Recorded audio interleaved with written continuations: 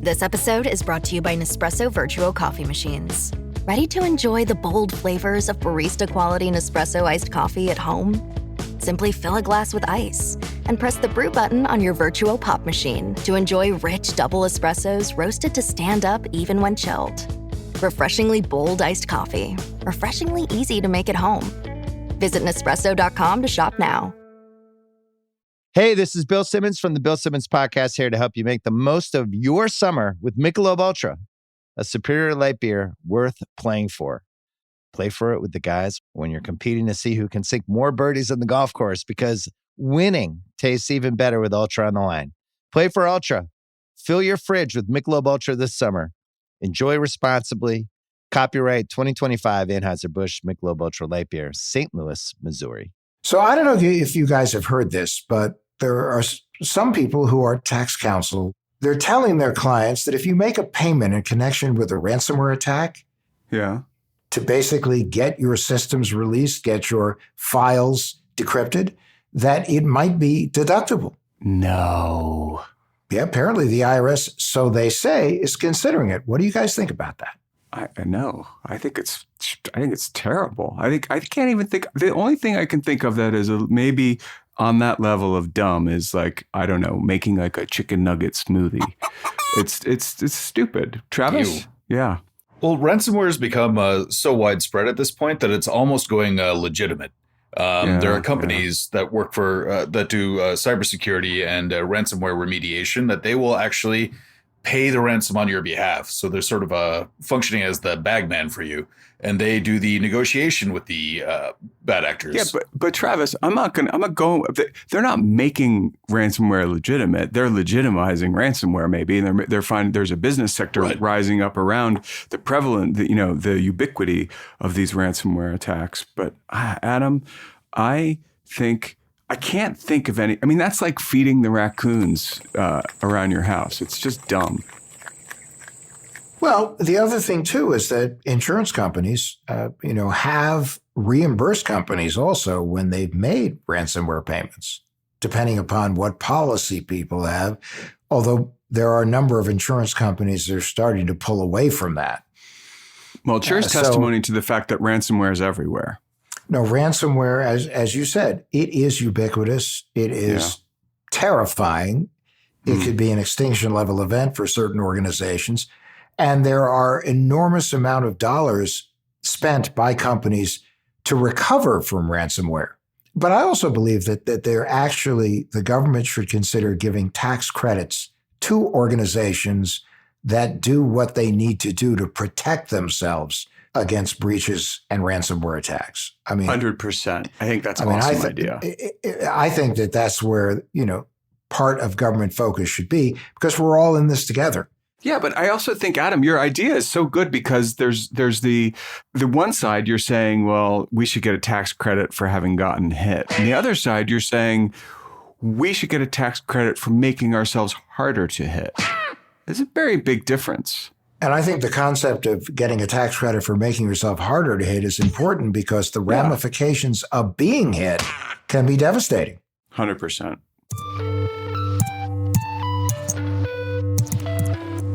I'm Adam Levin, former director of the New Jersey Division of Consumer Affairs, founder of Cyber Scout, and author of Swiped, How to Protect Yourself in a World Full of Scammers, Phishers, and Identity Thieves. And I'm Beau Friedlander, cyber strange warrior of bad actors. And I'm Travis Taylor, resident tech guy, and can't really follow up on Beau after that one. So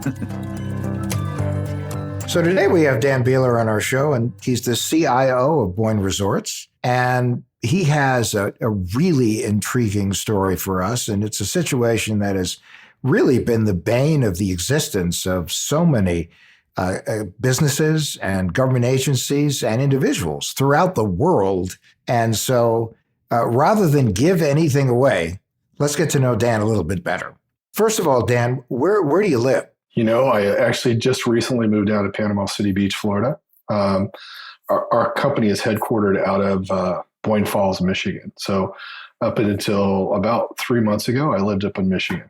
A little better weather. Yeah, I have warm and squishy feelings about Michigan. I went to University of Michigan Law School, and so I I did spend a lot of time in Ann Arbor, spent a lot of time in Michigan. It's a beautiful, beautiful place. It is. So now tell us about your company. So Boyne Resorts is an experience company where we have a lot of ski resorts and championship golf resorts in our portfolio. We have resorts in Maine, New Hampshire, Michigan, Utah, Montana, Washington, and then British Columbia. And then we also have an attraction down in Gatlinburg called the Gatlinburg Skylift and the Sky Bridge.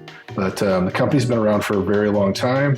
It's a really awesome place to work, and we just specialize in making great memories for our customers. Adam and I had a little debate before this this call, and if you make me right, I'm going to make $5. Do you offer zip lining anywhere in the summertime? Of course we do. Yeah, that's a big thing that we do. Yeah.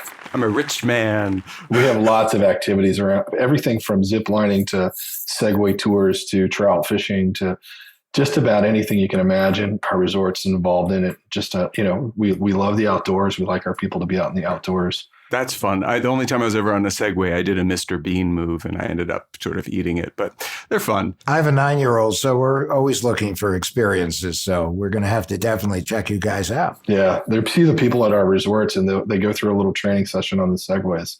And then we have the sort of mountainized ones, so the big tires. And then you just see them zooming around the resorts. It's pretty fun to watch. So Dan, you do work with experiences, but I understand as the CIO of your company that you had a less pleasant experience, not so fun. But first, can you tell our listeners what a CIO does? Yeah, that's a great question. I would say that for our company, I liaise a lot with our business. I'm responsible for all of the technology in our organization. So you're the cybersecurity guy. I am. We're a fairly small company comparatively, so we don't have a specific CISO. So in my job, I'm responsible for that. I also work with the business in a lot of capacities. My job is to sort of take technology and help the business leverage technology so we can be more competitive. We can get some economy of scale. I'm also responsible for security, or at least the people on my team are. And you had a security event. We did. We had a very big security event. So October of 2020, we got hit with some malware. One of the guys from one of our resorts in Michigan called me. It was about 3:30. My family and I were out hiking the Grand Canyon and called me and said, hey, we were having something going on. He was notified by our night auditor that when she was logged in trying to do work, icons on her computer were starting to change. Whoa. And she was seeing things pop up, and all the files were starting changing to an easy to lock extension. So we got everybody involved. I called all my vice presidents and all the technical people. We jumped on a quick call.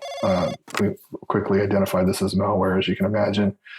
We have an incident response plan. We started working the incident response plan. We soon realized that the gravity of this event was much greater than our incident response plan. So we had to slow things. So we had to, sort of stop where we're at, had to reevaluate what we were doing. And it basically included this executive team and made some decisions immediately. We started shutting down all the stuff that we could at each of the resorts. Our resorts are sort of decentralized. So we have everything based out of Michigan, but each resort has its own technical stack. So we basically shut down everything at all the resorts and then started working on a plan to start recovery. But we were hit by Evil Corp. Evil Corp. So did they ask for $1 million? Just want sharks with lasers on their heads. They actually did ask for $1 million. They wanted 90 Bitcoin. So at that time, Bitcoin was would have equated to just shy of $1 million. Wow, that's Dr. Evil money. It is. Dan, to back it up, once you started doing your analysis, I'm sure you also brought in probably a third-party forensic team to take a look at this. Did they figure out how it started? Was there what was the root of this whole problem? Yeah, it's really, really crazy that it happened like this. So we did engage with CRA, which is Charles River Associates. They work in this forensic space and sort of help you come in and figure out what happened. We started working through everything there, and we were able to go back, and we realized that they had been in our system since September 29th. The event happened on October 18th. So they had sort of sat in our system idly for around 3 weeks. Not idly, I should say, without manifesting themselves. What happened is our resorts are decentralized. We had a user at a resort who had unnecessary privileges. She had local admin on her machine. And ultimately, it comes down to one of our administrators out there being lazy and not trying to figure out what she needed to actually do her job, but took the easy way out and gave her local admin. She was out doing research on COVID law. She was at covidlaw.com, I think.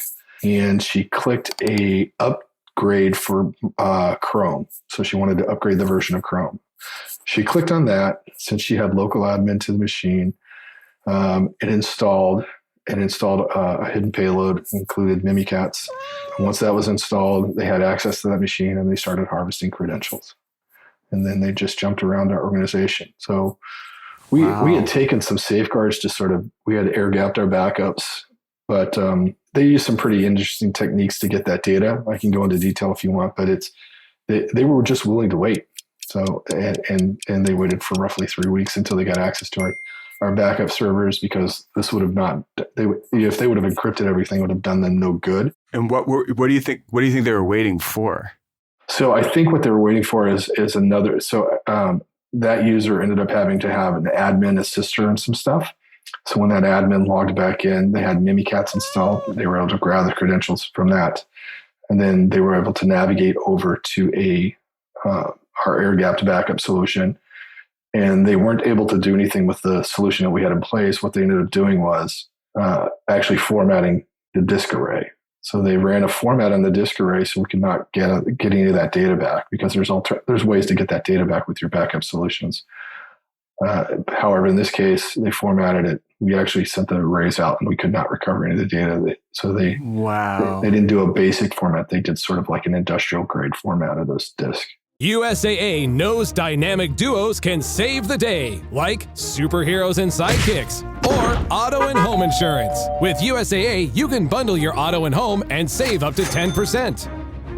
Visit USAA.com/bundle. Bundle savings are off total premium, not available in all states or in all situations. To qualify, auto policy must be active prior to property policy issue, subject to change. Restrictions apply. Membership eligibility and product restrictions apply and are subject to change. USAA means United Services Automobile Association and its affiliates, San Antonio, Texas.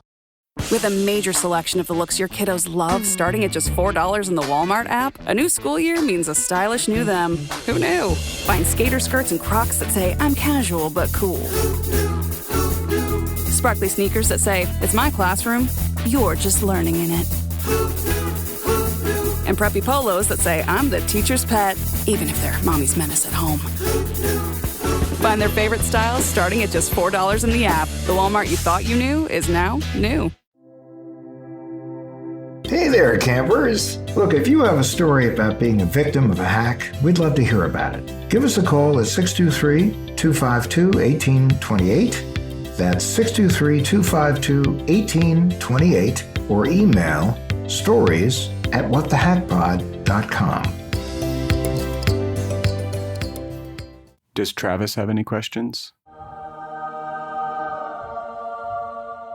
Yeah, just going back to Mimikatz. If I recall correctly, that's a type of malware that gathers credentials. Is that accurate? Yeah, I don't know if you would call it malware. It's a piece of software somebody wrote 20 years ago to sort of show vulnerabilities with Microsoft.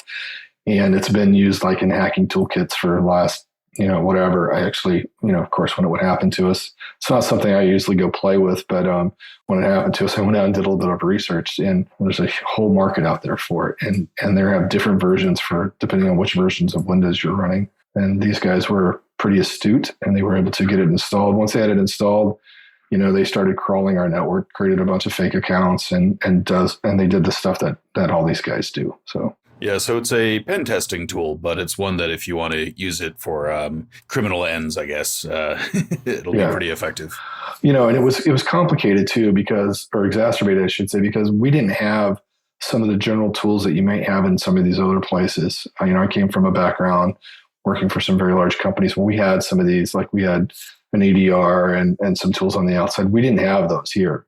Again, one of those things I think is unique about how these guys operate is they take the lowest hanging fruit there is. In this case, they were able to go to a company where we didn't have an active EDR or MDR and that really slows our response, and it makes it easier to get, once you get in this into the system, it's very easy for them to jump around and to exploit us. And I think, if we would have had some of those solutions in place, which we do now, it would have been a little bit more challenging for them. And you said that this was Wasted Locker, right? Correct. Yeah. Okay. One thing that I've heard before about Wasted Locker, that I wouldn't say that you got lucky, but Wasted Locker is known for being just a single extortion ransomware.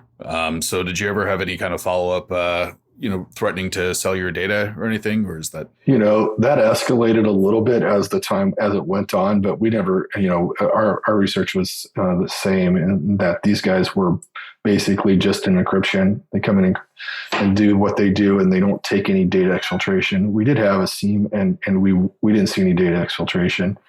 And, the company that we were working with was listening on the dark net, and they didn't see anything of our data exfiltration either.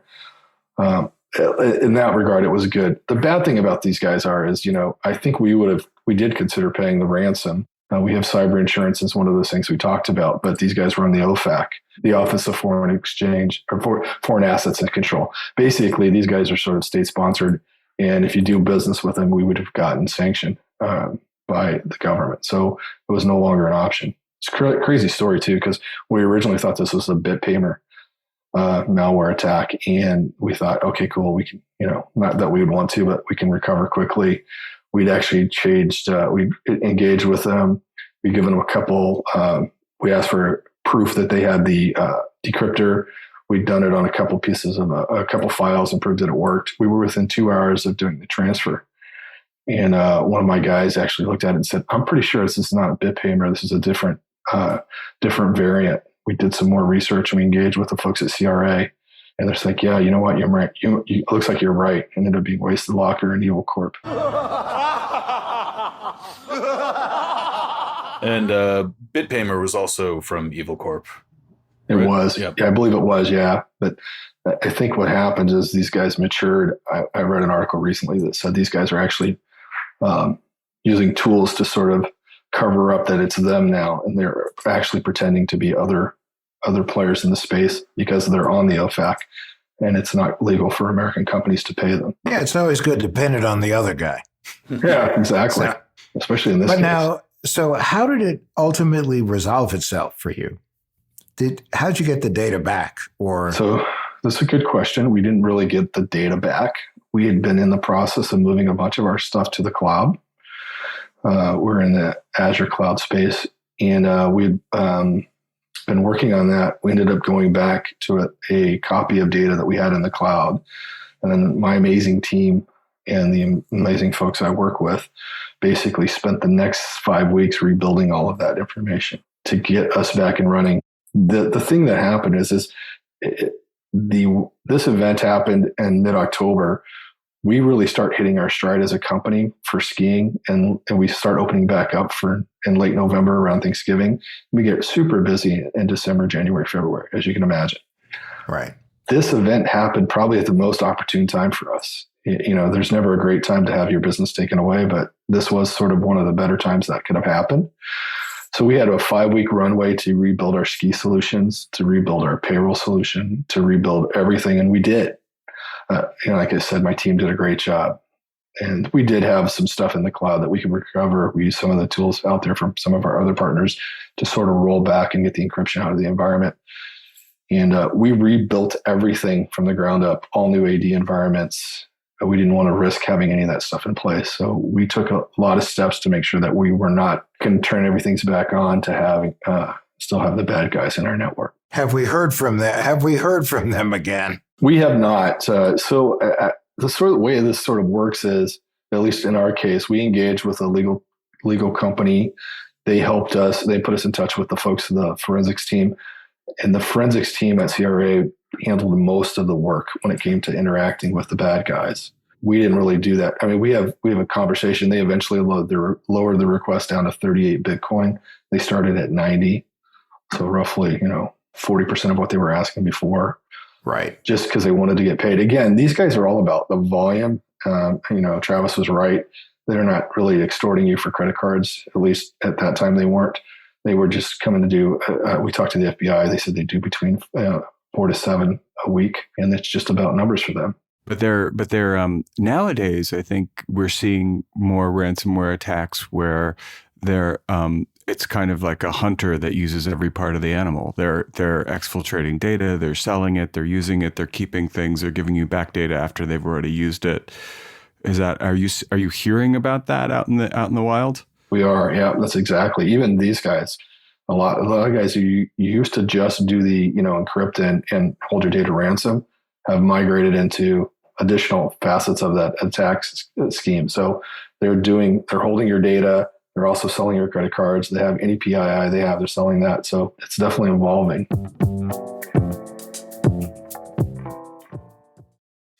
Hey, it's Paris. I love sparkly things, right? Like stars. Duh. And thanks to Hilton and AutoCamp, I just slept under them. Picture me serving looks by the fire outside my luxurious Airstream, making s'mores with the kids, while a national park is our backdrop. The great outdoors meets Hilton hospitality. That's hot. Explore all the new ways to stay at Hilton.com. Hilton for the stay. This episode is sponsored by Friskies, who would like to tell your cats hi. Now, if that didn't get your cat's attention, there's one thing that always does the trick. Just pour some Friskies crunchy food in the bowl and you'll hear those paws come running. Works every time. With so many Friskies choices, you can always bring your cats running from their secret napping spots. There's always more to explore. See for yourself at friskies.com or visit your local store.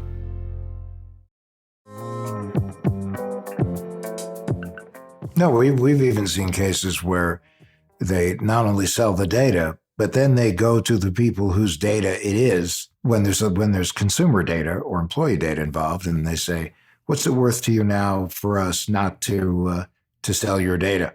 Even though they've already sold the data, they're going to the individuals. There was the case of some plastic surgery practices where first they hit the practice, then they went to the patients and said, "How would you like your before and after pictures distributed on the web?" Oh, man. So, yeah. So, I mean, there is, it's sort of like, have you no shame? They have no shame. It's, it's basically all about the money, and it's about how they can be as efficient as possible in extorting as much as possible as quickly as possible. Yeah. Well, yeah. I mean, it's turning into the ransomware as a service has really blossomed into a fully formed multi-silo business that they're operating. And so it's, I mean, do you agree with that from what you're seeing, Dan? Absolutely. Yeah. And that's what we heard too from the folks that we spoke with at the FBI and from CRA. It's all about a service now. Anybody with a little bit of technical knowledge can go out and do this extortive stuff with this service, especially if your targets are small. If you're going after, cosmetic surgery places, or you're going after, the little mom and pop stores whose data is important, but, you can go in there and hit those places pretty easily because they don't have a lot of defenses. And they will pay. Most of them will pay. They almost have to. Yeah. So what's been the learning experience from this? And I know it was a painful experience, but, how do you feel you've learned from this? Great question. If you don't learn something from this, I think you took you really missed an opportunity. For us, we take security a lot more seriously now. Not that we didn't before. Like I said, I came from some places where we had dedicated teams to do that. Being a smaller company, it's a little harder to dedicate an FTE around that. Subsequently, we've got a full-time person doing security. We actually have a couple of people doing security. We participate in a lot of roundtables and sharing of data. These type of calls for me are super important because I want to make sure everyone out there doesn't get caught in the same situation we were. Additionally, we've taken a lot of steps afterwards, just as an organization. We put in a new XDR solution. We've used MFA for everyone. We got around some of these things by not doing some of the, we're trying to save a little bit of money by not doing all these things.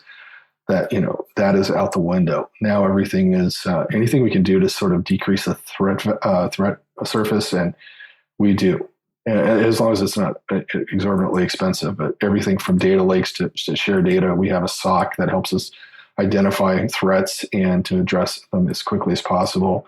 We've expanded our incident response plan. So our incident response plan is no longer, I built it when I first started here. I've been here for about 3.5 years. And it just didn't encompass everything that we saw happen to us in the malware event. So it's much more sophisticated now. We do a lot of tabletop exercises around how do we recover and what can we do in that space. No, and that's very important because just as the sophistication of the hackers evolves and the sophistication of the malware evolves, so that each time somebody figures out a solution, they tweak it just one more way in order to evade anyone discovering them. The sophistication of the breach response plans have to also evolve because unfortunately every day is a new adventure. And a lot of companies, I think, have also learned that you could be totally secure at 9 a.m. and at 9:01, somebody clicks on the wrong link or somebody gets access to credentials that would allow them to get deeper and deeper into the company. That's all you need. And then you're there and it's a nightmare. And without question, the call that you received while you were in the Grand Canyon, it made you feel like you were falling into the Grand Canyon. Oh. And it's a terrifying call to receive. I know myself with the companies that I've been involved with over the years, the one thing nobody ever wanted to get was that phone call, ever. And it usually came in the middle of the night. Yeah, it's an awful feeling. I've been doing this for almost 30 years. And I have a question for you, Dan. Are you conducting any kind of anti-phishing work at your company? Do you test your employees periodically and try to phish them and see if they fall for it? We do. So we put that in after we had our events. So we use a tool now and we phish them at least a couple times a quarter, and they have to go through training when they start. And the people who continually get phished have to go through remedial training. How is the phishing? Has it been pretty good? Catching It's been pretty good. Yeah. Unfortunately, this is not the kind of phishing that you want to be good, but it's been pretty good. No, often they say that someone will say, "Great news! I've got it to the point now where 93% of our people don't fall for it." The answer is, all you need is one. Yeah, we have to be right all the time. They just have to get lucky. Yep. That's it. And that's the tough part for any defender is how can you be right all the time? No one, other than my mother, is right all the time. So therefore. We sort of feel that way. I mean, hopefully we don't have an attack at the gravity that we had the last time, but I don't know that you can say that we're never going to get attacked again. And we've, like I said, we've done a lot of things to make that more difficult. But in reality, the right approach to this is to keep them away as long as you can, restrict what happens when they get into your environment, and recover as quickly as possible. So we've taken a lot of steps in that space to make that happen. We use immutable backups now. We have a lot of things in place now to if and when they get into our environment. We've used a lot more segmentation. We have some east-west firewalls. We do a lot of things to prevent them from jumping around an organization, sort of like a submarine, where you can cordon off an area of the sub if you get hit by a torpedo. That part is, that part's damaged, but the rest of it's still intact and you're still be able to move forward. That's sort of the approach we're taking right now. Well, and you have to compartmentalize things because the bottom line is breaches have become the third certainty in life behind death and taxes, unfortunately. You're absolutely right. If I had one thing to say, I would just say, make sure that you're looking at your plan continually, making sure that you have the right story to the executives in your company or to your leadership to make sure that you get the right funding you need. And there's a good story to be told there. It's sort of like insurance. People never want to buy it until they have an accident. And then they were like, oh, I wish I had that. Mm-hmm. That's how security is. It's the same adage we've heard a million times, but it's really important. A study came out recently finding that 80% of ransomware victims have end up getting hit again. So it sounds like you're doing all the right things in terms of really just amping up your defenses against that. Yeah, like I said, we're doing as much as we can to defend, but if something does happen, our plan is to have a really quick recovery response. So our recovery time objectives are pretty aggressive because we do a lot of online business. So it's important to have our systems up and available. So we're doing our best to make sure we have that. But we've put a lot of things in that if something does happen, we can recover quickly. Well, it sounds like you're doing a great job. And I fully understand exactly the nightmare that you went through. I have total empathy for what you went through. And I think everyone here would like to congratulate you on the work that you're doing and the effort that you put in. And more importantly, the fact that you're willing to share your story so that other people can not go through the nightmare that you had to go through. Yeah. So, well, I appreciate you. This is a great vehicle. I love the idea of what you guys are doing. Get people so people understand what's going on out there, understanding the risk. Talking about it is as important as anything. Commend you guys on that as well. First step is admitting you have a problem, right? It is. Well, round of applause, man. Thank you so much for joining us. It really was eye-opening. My pleasure. take care now. Thank you. Thank you. What the Hack is a Loud Tree Media production in partnership with Large Media. That's LARJ Media. You can find What the Hack wherever you get your podcasts. Be sure to follow us on social media and find more information at adamlevin.com.